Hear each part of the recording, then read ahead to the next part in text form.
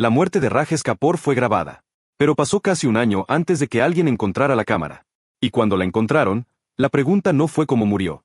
La pregunta fue por qué su esposa había sido tan cuidadosa de capturarlo todo en video, como si supiera que algún día tendría que probar lo que había hecho.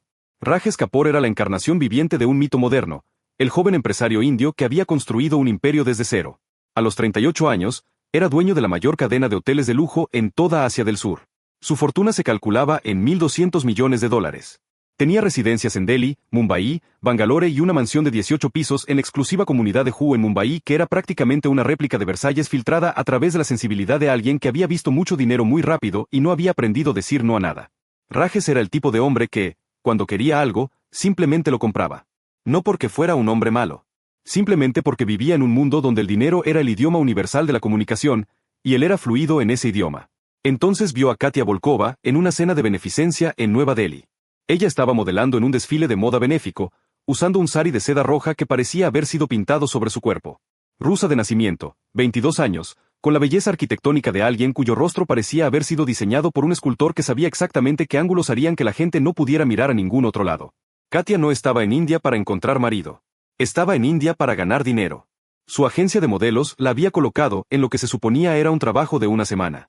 Pero una semana se convirtió en 2 semanas, 2 en un mes, y en algún momento durante ese mes, Rajesh Kapoor decidió que quería poseer no solo su tiempo sino su vida entera. Él fue directo. Eso era lo que el dinero permitía, la ausencia de códigos de cortesía. Después del desfile, envió una invitación a su penthouse en el Oberoi. No una solicitud. Una invitación con la asunción de que sería aceptada. Cuando Katia llegó, él le mostró una habitación llena de joyas. Diamantes de Brasil. Rubíes de Birmania. Perlas del Golfo Pérsico. Cada una representaba millones. Y luego le dijo algo que ningún hombre le había dicho nunca, porque ningún otro hombre tenía la confianza de decirlo con total sinceridad. Dijo, quiero casarme contigo. No porque te ame. Aún no. Pero creo que podría amarte si me das la oportunidad. Y mientras tanto, quiero que tengas todo esto. Quiero que tengas todo. Katia no respondió de inmediato. Simplemente caminó alrededor del cuarto, mirando las joyas como si estuviera en un museo y cada pieza fuera un artefacto de una civilización antigua. Luego se dio vuelta y preguntó, ¿cuánto tiempo tengo para decidir? Rajesh sonrió. Él apreciaba la sofisticación de su respuesta. Una chica más joven habría dicho sí de inmediato, habría saltado, habría gritado. Pero Katia había respondido como alguien que estaba negociando. Como alguien que sabía que su valor era finito y que necesitaba extraer todo lo posible mientras pudiera. Dijo, todo el tiempo del mundo. O al menos todo el que me queda. Eso fue en noviembre. Para enero, Katia y Rajesh estaban casados en una ceremonia que fue prácticamente una celebración estatal. El Hotel Taj Mahal en Delhi fue alquilado completamente. Asistieron políticos, celebridades de Bollywood, empresarios de toda Asia. La dote de Katia, en dinero y joyas, fue de $30 millones. Su anillo de diamante tenía 8 quilates. Su primer regalo de Rajesh como marido fue una colección de arte que incluía un Dalí original, un Picasso de su periodo azul y un Basquiat que la mayoría de los museos del mundo no podían permitirse. El matrimonio, para cualquier observador externo, parecía funcionar. Rajesh mostraba públicamente a su nueva esposa como se muestra un nuevo yacht, con la solemnidad satisfecha de alguien que ha pagado por lo mejor y quería que todos lo supieran. Katia, a su vez, jugaba el papel de esposa perfecta. Estaba en todas las galas. Sonreía en todas las fotografías. Usaba los atuendos correctos. Decía las palabras correctas. Era, para todos los propósitos visibles, una mujer que había ganado la lotería matrimonial. Nadie podía ver lo que sucedía detrás de las puertas cerradas de la mansión en Juhu. Rajesh Kapoor tenía una característica que el dinero había magnificado a través de los años, una incapacidad fundamental para procesar que no siempre podía obtener lo que quería en el momento exacto en que lo quería. Los negocios lo habían alimentado en esto. Si quería comprar una compañía, la compraba. Si quería comprar un edificio, pagaba lo que fuera necesario. Si quería comprar una ley, donaba lo suficiente para que los políticos la aprobaran. Pero Katia no era una compañía. No era un edificio. Era una persona con su propio mapa mental del universo, sus propios deseos, sus propios límites. Y cuando, apenas 2 semanas después de la boda, ella sugirió que quizás seguir modelando la mantendría feliz, Rajesh entró en un tipo de furia que ella no sabía que existía. No fue una rabia que se expresara en gritos. Fue una rabia que se expresaba en acciones pequeñas y precisas. La privó del acceso a sus cuentas bancarias. La encerraba en la mansión. Controló cada contacto que tenía con el mundo exterior. Cuando ella intentó llamar a su agencia, él confiscó su teléfono. Cuando ella intentó hablar con su familia en Rusia, él monitoreó cada conversación. Y cuando ella cuestionaba esto, cuando preguntaba por qué un marido que le había prometido todo le estaba negando lo más básico, él simplemente sonreía y decía, te amo demasiado para dejarte ir. Tu vida es perfecta aquí. Conmigo. ¿Por qué querrías algo más? Katia se dio cuenta, en algún momento alrededor del tercer mes de matrimonio, que había cometido un error colosal. Que el acuerdo que había hecho, lo que había parecido una transacción comercial perfecta, era en realidad una jaula dorada que se había cerrado alrededor de ella el momento en que ella había dicho que sí. Intentó salir. Una noche se subió a un auto sin permiso e intentó ir al aeropuerto. Rajes la encontró a mitad de camino y la trajo de vuelta a la mansión. No la golpeó, pero hizo algo peor. Se sentó con ella durante horas y le explicó matemáticamente, como si fuera un problema de negocios, por qué salir de su casa sería lo más grande de una estupidez que ella podría cometer. Su visa de trabajo estaba en su nombre. Su dinero estaba en cuentas que él controlaba. Su familia en Rusia no sabía dónde estaba, y él nunca les permitiría saber. Si ella lo abandonaba, terminaría siendo una mujer indocumentada, sin dinero, sin conexiones, sola en un país donde no hablaba la lengua. ¿Y quién le creería? ¿Una modelo joven que afirma que un multimillonario la tenía encerrada? Los periódicos escribirían que era una estafadora que intentaba chantajear a su marido por dinero. En ese momento, Katia comprendió algo que ninguna cantidad de dinero podría compensar. Comprendió que había intercambiado una forma de libertad por otra forma de esclavitud. Y que la esclavitud dorada era, en muchos sentidos, peor que la esclavitud común. Pasaron 6 meses. Luego 9. Luego un año. Katia dejó de contar. Los días en la mansión en Hu comenzaron a verse todos iguales. Desayuno con Rajes, quien frecuentemente hablaba sobre sus planes de negocios como si ella fuera un micrófono y no una persona. Tarde sola en las habitaciones, donde él había cortado internet para evitar que se comunicara con alguien. Noches donde él venía a buscarla, a menudo intoxicado por el whisky que bebía en cantidad industriales, y exigía sexo con una agresividad que era técnicamente dentro del matrimonio, pero que se sentía cada vez menos como intimidad y cada vez más como violencia. Lo que Rajes no sabía era que Katia había encontrado una forma de comunicarse con el mundo exterior. Una de las criadas, una mujer de mediana edad llamada Priya que trabajaba en la mansión desde antes de que Katia llegara, había comenzado a pasar mensajes. Pequeñas notas. Llamadas telefónicas de 5 minutos hechas en secreto. Información sobre qué hacer si alguien quisiera salir de una relación controladora. Priya no era una activista de derechos humanos.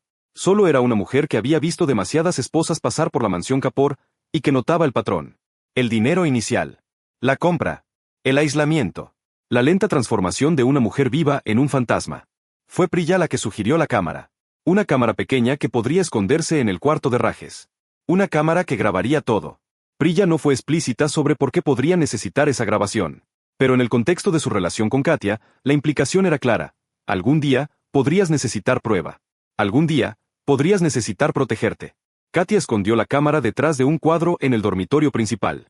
Era pequeña, del tamaño de una caja de cerillas, y Rajes nunca la vio. Durante 2 meses, simplemente filmó. Grabó noches de sexo que rozaban la violación. Grabó monólogos de Rajes donde hablaba sobre su esposa como si ella fuera una propiedad que había comprado, y que podría descartar si dejaba de funcionar como se suponía.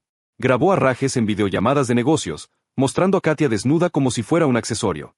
Grabó sus manos alrededor del cuello de Katia, apretando lo suficiente para que ella no pudiera respirar, pero no lo suficiente como para matarla. Aún no. La noche en que Rajes murió, había estado bebiendo todo el día. Había hecho un trato de negocios malo, vendiendo una de sus propiedades por menos de lo que había pagado, y la humillación de haber perdido dinero lo había hecho beber más de lo que normalmente bebía. Cuando llegó al dormitorio, estaba fuera de control. No violento de la forma cuidadosa que había cultivado. Violento de la forma que no se puede controlar. Atacó a Katia. Eso está grabado. Está grabado en la cámara escondida detrás del cuadro, cada segundo de lo que sucedió, con la claridad de la tecnología moderna que no deja nada a la imaginación.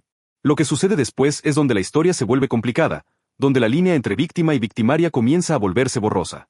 Katia lucha contra él. Eso está claro en el video. Ella lo empuja. Ella le grita que pare. Ella intenta salir corriendo del dormitorio. Pero Rajes, con la fuerza que viene de la intoxicación y el comportamiento de años de hombre que ha visto a otros hombres hacer lo que quieran, la arrastra de vuelta. La lanza sobre la cama. Comienza a estrangularla. Y entonces algo sucede que no está completamente claro en el video. Hay un cambio en la dinámica. Rajes está en su espalda. Hay algo en su cuello. Hay un cable. Un cable eléctrico que Katia ha envuelto alrededor de su garganta. Y ella está tirando. Tirando con una fuerza que viene de un lugar que quizás ella ni siquiera sabía que poseía. Rajesh intenta alejarse. Lo vemos en el video. Intenta levantarse. Pero Katia está montada sobre él, sosteniendo el cable, y no está soltando. Su cara está roja. Sus labios están azules. Sus ojos comienzan a reventar pequeños capilares. Dura 43 segundos. Eso es cuánto tiempo tarda un hombre en morir por asfixia si la presión es lo suficientemente fuerte. 43 segundos. Menos del tiempo que tarda en hervir un huevo. Y luego Rajesh Kapoor deja de moverse. Katia se queda donde está durante varios minutos, con el cable aún en sus manos, mirando el cuerpo de su marido como si no pudiera creer lo que acababa de suceder. Luego se levanta lentamente, va al baño, y se da una ducha. Se cepilla los dientes. Se mira en el espejo durante lo que parece ser una eternidad. Y luego baja las escaleras. Encuentra a Priya en la cocina. Priya está preparándote para la mañana siguiente, una rutina que ha realizado probablemente 10.000 veces en su vida en la mansión. Katia le dice simplemente, llamaron a la policía. Lo que sucede en las horas siguientes es un ejercicio en maquinación fría. Katia y Priya limpian la escena. No perfectamente. Lo suficientemente bien. Colocan el cuerpo de Rajesh en una posición que parece, a primera vista, como si hubiera tenido un paro cardíaco en la cama. Lo cubre con una sábana. Cierra las puertas. Y luego, al amanecer, Katia comienza a actuar. Grita. Lo hace de forma tan convincente que los criados de la mansión le escuchan desde 3 pisos de distancia. Corre hacia el dormitorio gritando. Descubre el cuerpo. Entra en pánico. Llama a los paramédicos. Les dice que despertó y su marido no se despertaba. Que había estado bebiendo toda la noche. Que no sabía qué había sucedido. Los paramédicos llegan en 12 minutos. Encuentran a un hombre que aparentemente ha sufrido un paro cardíaco. Él es obeso. Bebe en exceso. El dinero lo ha hecho sedentario. Su corazón estaba, sin duda, bajo un estrés significativo. Un paro cardíaco no es sorprendente. Es, de hecho, exactamente lo que alguien que conoce los riesgos de la obesidad y el alcoholismo esperaría. El médico forense que hace la autopsia inicial encuentra evidencia de estrangulamiento. Pequeños petequias en los ojos. Marcas en el cuello. Pero hay un problema. También hay evidencia de que Rajesh había estado en una pelea reciente. Hay arañazos en sus brazos. Y cuando el forense examina más cuidadosamente, se da cuenta de que las heridas vienen de uñas femeninas. Lo que es interesante es que cuando hablan con Katia, ella tiene arañazos en los brazos también. Los explica diciendo que se había enfadado anoche, que había intentado despertarlo, que ella misma se había hecho daño en la frustración. Pero aquí está el problema para la policía. No hay testigos. La mansión tiene guardias de seguridad, pero todos estaban en el primer piso esa noche. Todos afirman no haber visto u oído nada fuera de lo común. Priya, cuando es interrogada, dice que había estado durmiendo. Los otros criados corroboran que no vieron nada sospechoso. Y más importante aún, los detectives que investigan el caso comienzan a darse cuenta de que la víctima aparente no es exactamente el tipo de persona que genera una investigación agresiva. Rajesh Kapoor era un hombre de dinero. Pero era un hombre de dinero que hizo muchos enemigos. Había demandas. Había denuncias de abuso. Había historias, tantas historias, de cómo trataba a sus empleados, a sus esposas anteriores, a cualquiera que fuera menos poderoso que él. Una semana después de la muerte, la policía llega a la conclusión oficial de que Rajesh Kapoor murió de un paro cardíaco masivo. La muerte es atribuida a causas naturales. Es enterrado en una ceremonia que atrae a personas que en su mayoría estaban allí para asegurarse de que realmente estaba muerto. Su testamento es abierto. Deja la mayoría de su fortuna a Katia. No porque la amara. Simplemente porque en los documentos legales, ella era su esposa, y bajo la ley india de sucesión, a ella le correspondía. Katia Volkova, exmodelo rusa, ahora viuda multimillonaria, usa su luto negro durante el periodo apropiado. Vende la mansión en Juhu después de 3 meses. Se muda a una casa más pequeña pero exquisita en una colina con vistas a todo Mumbai. Contrata un equipo de abogados. Comienza a investir su dinero. Según todos los informes externos, se transforma en una mujer de negociación sofisticada y calmada. 6 meses después de la muerte de Rajesh, Katia hace algo que sin duda es una coincidencia pero que parece ser más. Contrata a un reportero investigador de un periódico de Delhi conocido por exponer la corrupción corporativa. Le da acceso a diarios. Diarios que detallan el abuso. Acceso a registros de bancos secretos que muestran cómo Rajesh estaba desviando dinero del matrimonio.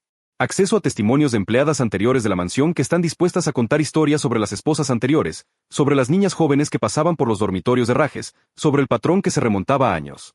Y luego, lo más importante, le da acceso a la cámara. El reportero, un hombre llamado Vikram Reddy, no sabe qué esperar cuando Katia primero le menciona que existe un video. Piensa que será un testimonio, quizás una grabación de audio de Rajesh admitiendo algo incriminatorio. Lo que no espera es que será un video de 43 segundos de una mujer estrangulando al hombre con un cable eléctrico. Reddy pasa 2 semanas dudando si publicar la historia. Tiene evidencia de que Rajesh fue asesinado. Pero tiene evidencia de que fue asesinado por una mujer que fue sistemáticamente abusada y controlada por él. Tiene documentación de las complicidades de la policía, probablemente sobornada, en cerrar la investigación rápidamente. Tiene un rompecabezas donde cada pieza cuenta una historia diferente dependiendo de cómo las ordenes. En el final, Reddy publica. La historia sale en primera plana del Times of India. Con imágenes de la cámara secreta. Con toda la documentación. Con entrevistas de Katia donde ella, por primera vez, habla públicamente sobre el abuso, el control, la noche en que sintió que moría y algo dentro de ella simplemente decidió que si alguien iba a morir, no sería ella. Lo que sucede después es caótico. La policía reabre la investigación. Pero ahora hay complicaciones. Hay evidencia de que la escena del crimen fue alterada. Hay evidencia de que testigos fueron sobornados.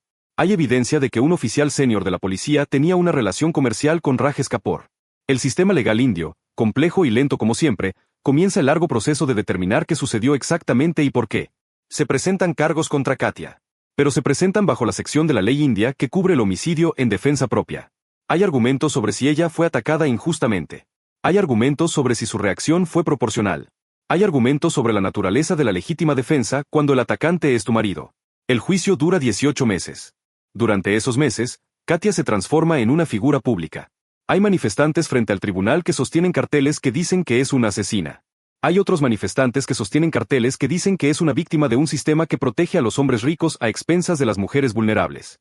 Hay editoriales debatiendo si una mujer tiene derecho a defenderse hasta el punto de la muerte del agresor, especialmente cuando ese agresor es su marido en un país donde los derechos de las mujeres casadas son históricamente limitados. Los abogados de Katia hacen un caso sofisticado.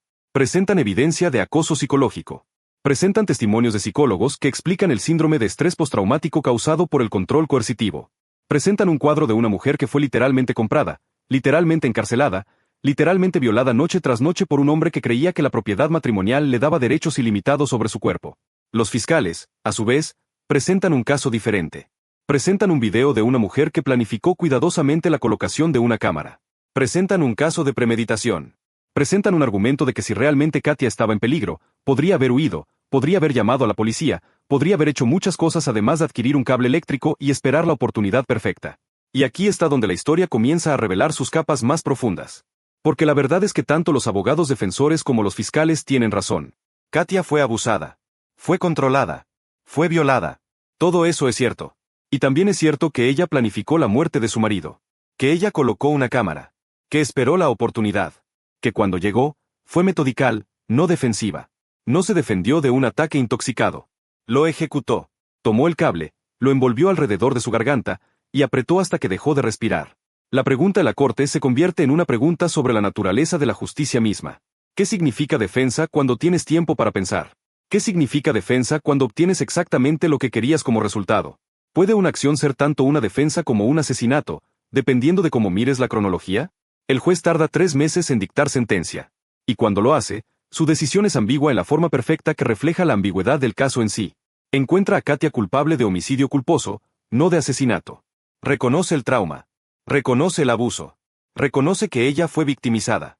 Pero también reconoce que sus acciones estaban planeadas, que no fue un acto impulsivo de defensa, sino un acto deliberado de violencia.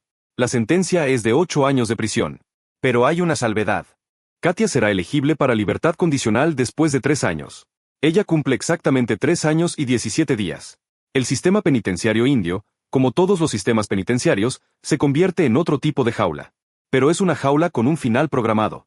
Y cuando llega a ese final, Katia Volkova sale libre. Ahora tiene 26 años. Aún es joven. Aún es hermosa. Pero es una mujer que ha matado a un hombre.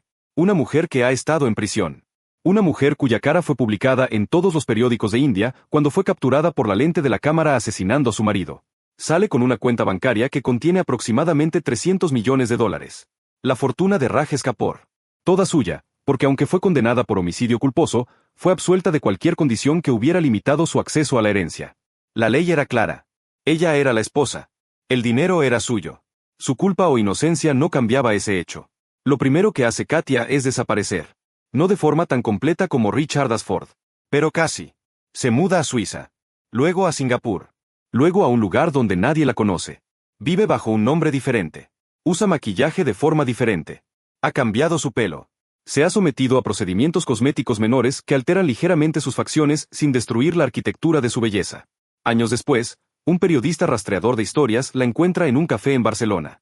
Ella está bebiendo espresso, leyendo un libro en ruso, perfectamente anónima para todos excepto para él. Él le pide una entrevista. Ella inicialmente rehúsa. Pero luego, Después de pensar, accede. En la entrevista, que se publica años después de la muerte de Rajes, ella es perspicaz de una manera que sorprende al periodista. No es desafiante. No es defensiva. Es simplemente reflexiva. Le dice, no me arrepiento de matarlo.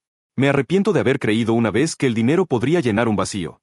Me arrepiento de haber pensado que si tan solo podía tener suficiente, sería feliz. Rajes también cometió ese error. Creía que si tenía suficiente dinero, podría comprar lo que significaba ser amado. Y cuando se dio cuenta de que no podía, en lugar de aceptarlo, intentó poseerme en su lugar. Y yo, a mi vez, decidí que antes de pasar el resto de mi vida siendo poseída, mataría a quien me poseía. El periodista pregunta si eso hace que sea una asesina. Ella sonríe. Una sonrisa que es principalmente triste. Dice, no. Hace que sea una mujer que rechazó su jaula de una manera que la jaula no permitía. La sociedad quería que escapara de forma limpia. Que fuera a la policía. Que confiara en un sistema de justicia que estaba fundamentalmente del lado de mi marido. Que aceptara el luto elegante de una viuda. Pero no pude hacer nada de eso. Porque si lo hubiera hecho, habría seguido siendo suya. Y simplemente no podía vivir con eso. La pregunta final del periodista es la más importante. Le pregunta si cree que fue justa. Katia piensa en esto durante un largo tiempo. Luego dice, no. Pero tampoco fue injusta. Simplemente fue. Fue lo que una mujer que había sido reducida a una posesión hizo cuando finalmente se dio cuenta de que ser una posesión significaba ser nada. Y que si iba a ser nada, prefería ser nada libre que nada encadenada. La historia de Katia Volkova nunca alcanzó el nivel de notoriedad internacional que un caso como ese podría haber alcanzado en el Occidente. En parte porque sucedió en India, donde la violencia doméstica es tan sistémica que cada caso individual se pierde en el ruido estadístico. En parte porque ella fue condenada, así que narrativamente no era una historia perfecta de empoderamiento femenino. En parte porque la muerte de Rajes Kapoor era, al final, la muerte de un hombre que probablemente nadie echaba de menos sinceramente. Lo que permaneció fue el video. Ese video de 43 segundos de una mujer estrangulando a un hombre. Ese video fue compartido en todo el Internet. Fue usado en clases de derecho para debatir la justicia. Fue analizado por expertos en violencia doméstica. Fue visto por mujeres que estaban en situaciones similares, mujeres que estaban siendo controladas y abusadas, y les fue un recordatorio tanto de la posibilidad de resistencia como de la realidad de las consecuencias. Porque lo que a menudo se ignora en las historias de empoderamiento es el costo. Katia Volkova vivió. Pero vivió sabiendo que había matado a un hombre. Vivió con la culpa de eso, sino con el arrepentimiento. Vivió como una fugitiva, en esencia, incluso después de que su sentencia fue cumplida, porque el peso de lo que había hecho era más pesado que cualquier cárcel. La verdadera ironía de su historia es esta. Ella escapó de la jaula de Rajes Kapoor solo para descubrir que la jaula que más la atrapaba había sido construida no por él, sino por sí misma. Porque una mujer que mata a su abusador no es libre. Simplemente es libre de una forma diferente. Libre dentro de los confines de su propia culpa. Y quizás esa sea la verdadera moraleja de la historia. Que a veces, cuando resistimos a nuestros abusadores, la victoria es indistinguible de la derrota. Que a veces, cuando escapamos, simplemente descubrimos que llevamos la jaula con nosotros. Que a veces, la única forma de ser verdaderamente libre es entender que la libertad nunca fue un destino al que podíamos llegar, sino un viaje en el que teníamos que aprender a vivir, a pesar de lo que habíamos hecho, a pesar de lo que nos habían hecho, simplemente vivir. Años después, cuando la historia de Katia y Rajes se convirtió en un caso de estudio en universidades, cuando fue dramatizado en películas y series de televisión, cuando se transformó de un crimen real en una parábola sobre la clase, el género y el poder, hay una pregunta que siempre surge. ¿Fue justa? Y la respuesta, como es el caso con la mayoría de las